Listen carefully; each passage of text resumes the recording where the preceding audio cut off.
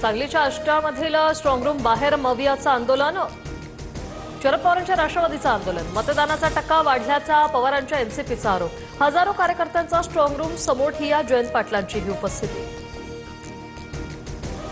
EVM सुरक्षेसाठी 24 तास 2 प्रतिनिधी तैनात ठेवा, हरल्यावर आम्हाला बोलू नका, मुख्यमंत्री फडणवीसांचा विरोधकांना टोला। महायुतीतील तिन्ही पक्ष 75% स्थानिक स्वराज्य संस्थेत सत्तेत असतील, पराभव झाल्यानंतर विरोधक षडयंत्र असल्याचं म्हणतील, फडणवीसांची टीका। गद्दारांमध्येच आता बाचाबाची सुरू, त्यांची लोक त्यांच्यावरच धाडी टाकतायत, उद्धव ठाकरेंची महायुतीवर टीका। राज्यातील महानगरपालिका निवडणुकांच्या प्रक्रियेला वेग, राज्य निवडणूक आयोगाने उद्या सर्व पालिका आयुक्तांची बैठक बोलावली। मतदार याद्यांमध्ये मोठ्या प्रमाणात त्रुटी आढळून आल्यानंतर ही बैठक होणार।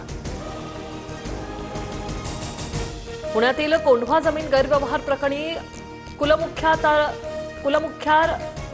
कुलमुख्यारधारक शीतल तेजवानीला अखेर अटक, पार्थ पवारांच्या मीडिया कंपनीला तेजवानीकडून बेकायदेशीरपणे जमीन विक्री। सरकारकडून शेतकऱ्यांची फसवाफसवी सुरू, राज्य सरकारनं अद्याप केंद्राकडे प्रस्ताव न पाठवल्यानं सुप्रिया सुळेंची सरकारवर टीका।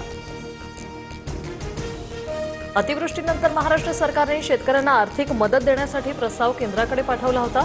सरकारने 27 तारखेला केंद्राकडे प्रस्ताव पाठवला होता। केंद्रीय कृषी मंत्री शिवराज सिंह चौहान यांची लोकसभेत माहिती।